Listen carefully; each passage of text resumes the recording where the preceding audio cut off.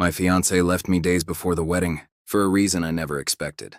5 days before our wedding, my fiancé left me. Not after a fight, not after an argument, not even after a warning. He just disappeared. At first, I thought it was stress. Weddings do that to people. Sleepless nights, pressure from family, endless planning. I told myself he just needed space. But space doesn't look like silence. We had been together for 4 years, engaged for one. Everything was already paid for. The venue, the photographer, the dress hanging in my closet with the tag still on it. 3 days before the wedding, he stopped answering my calls. At first, I laughed it off nervously. Classic him, I told my maid of honor. Probably overwhelmed, but by the second day, my stomach wouldn't stop twisting. I texted him, "Are you okay? Please just tell me you're safe. Can we talk?" No replies. His phone rang straight to voicemail. I drove to his apartment that night. His car was gone. The lights were off. And something inside me whispered the word I didn't want to hear. Gone. I stood there in my car, gripping the steering wheel, staring at the building.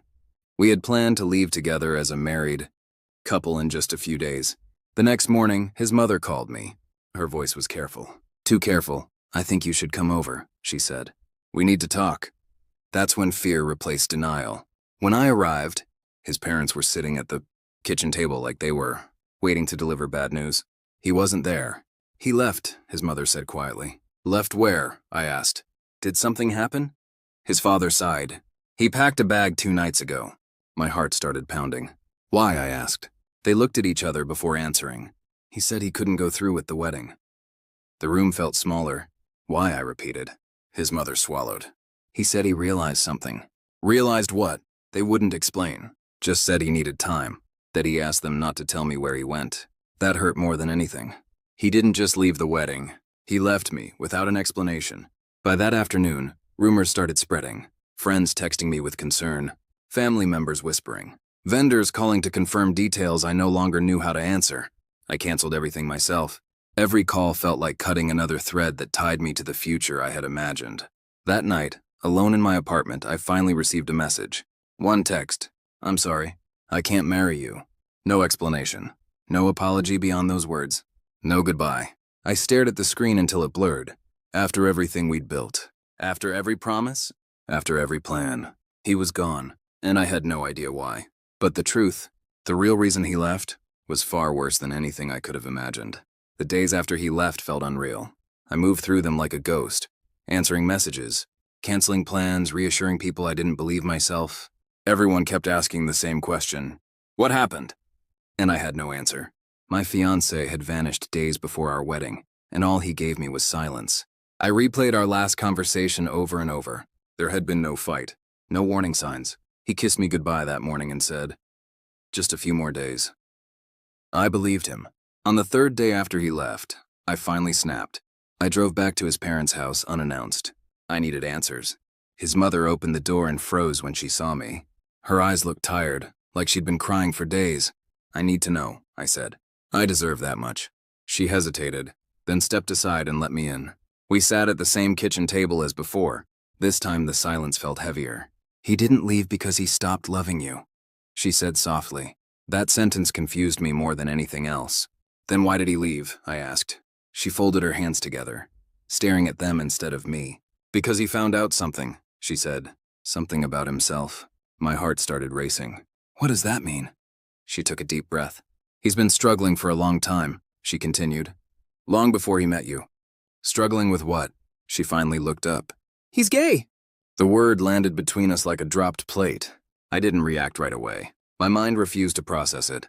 That's not possible," I said slowly. "We were together for 4 years." She nodded, tears filling her eyes. "I know, and that's why this broke him." She explained that he had grown up in a family where expectations mattered more than honesty. He was supposed to marry a woman, have kids, build the life everyone expected of him. So he tried. He convinced himself he could outrun the truth. And then, a week before the wedding, he ran into someone from his past. A man. Someone who reminded him of everything he had been trying to bury. That night he broke down, told his parents everything. Said he couldn't go through with the wedding knowing he was lying. To me most of all. I felt sick. Not angry, not betrayed. Just shattered. "So he left," I whispered. "Yes," his mother said. "Because he said marrying you would be the cruelest thing he could do." I sat there stunned. All this time I thought I wasn't enough, that I had done something wrong, but the truth was, I had never been the problem. Still, that didn't stop the pain. "Why didn't he tell me?" I asked. She closed her eyes. "Because he was ashamed and terrified, and he didn't know how to face you. That hurt more than the truth itself. He trusted me enough to love me, but not enough to be honest." I stood up slowly. "Please tell him," I said, my voice shaking. That disappearing was worse than telling the truth would have been. She nodded. I walked out knowing something had ended, but something else was beginning. I just didn't know yet how deeply this would change me. Knowing the truth didn't bring closure.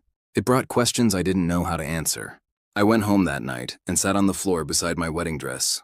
I didn't cry at first. I just stared at it, trying to understand how something so carefully planned could fall apart so completely. I wasn't angry at him for who he was. I was angry at the years of silence. 4 years of promises.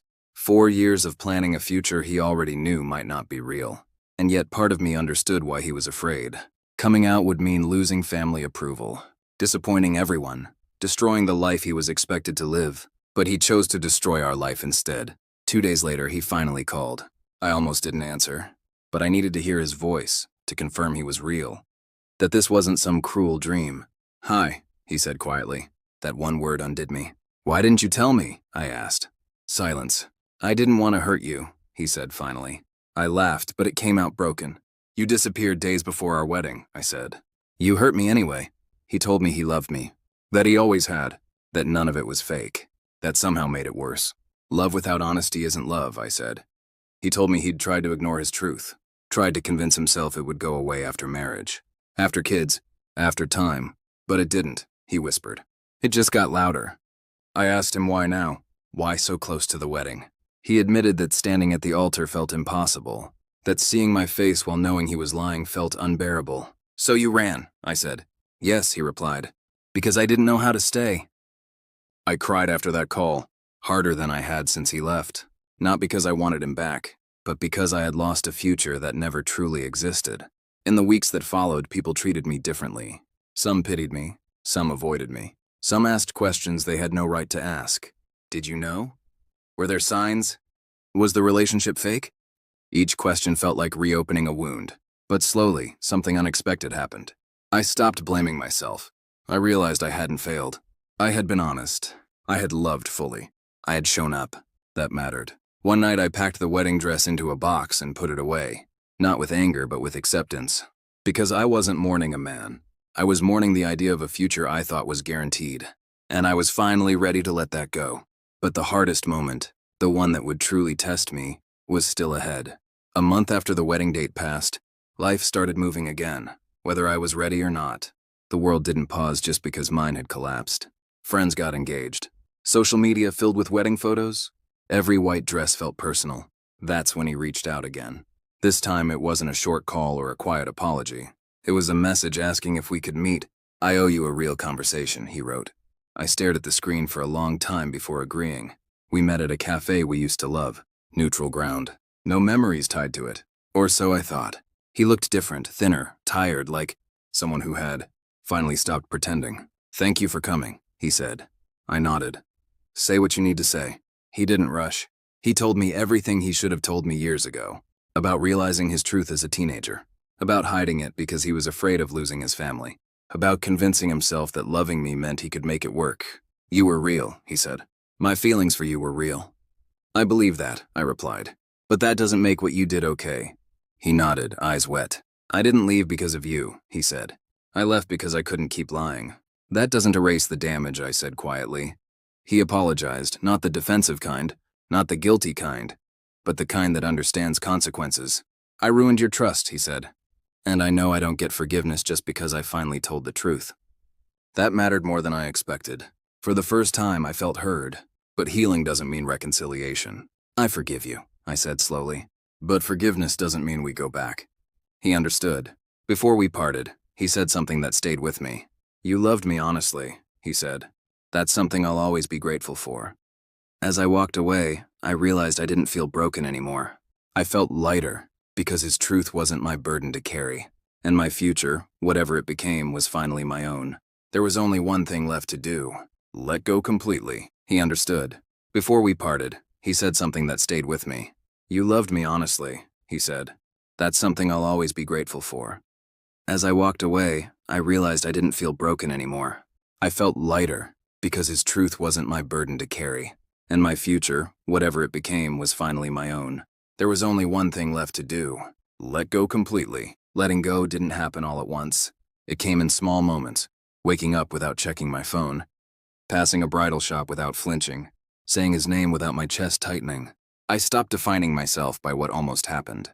Instead, I focused on what was real. I took a solo trip I had always postponed. I changed my routine, met people who knew nothing about my canceled wedding or my broken engagement. For the first time in years, my life didn't revolve around someone else's expectations. One evening, months later, I received a final message from him. "I hope you're happy," it said. "You deserve someone who can choose you fully." I didn't reply, not because I was angry, but because the chapter was already closed. I realized something important through all of this. He didn't leave because I wasn't enough. He left because he wasn't ready to be honest, with himself or with me. And while the timing was cruel, the truth saved me from a lifetime built on silence. If he had stayed, if he had married me, I would have eventually felt the distance, the emptiness, the questions without answers. Losing him days before the wedding felt like the end of everything, but it wasn't. It was the moment my life rerouted towards something honest. I didn't lose a husband. I gained my future. And one day, when I do stand at an altar again, it will be with someone who doesn't run from who they are and doesn't leave me standing alone. Sometimes the most painful endings are actually quiet beginnings.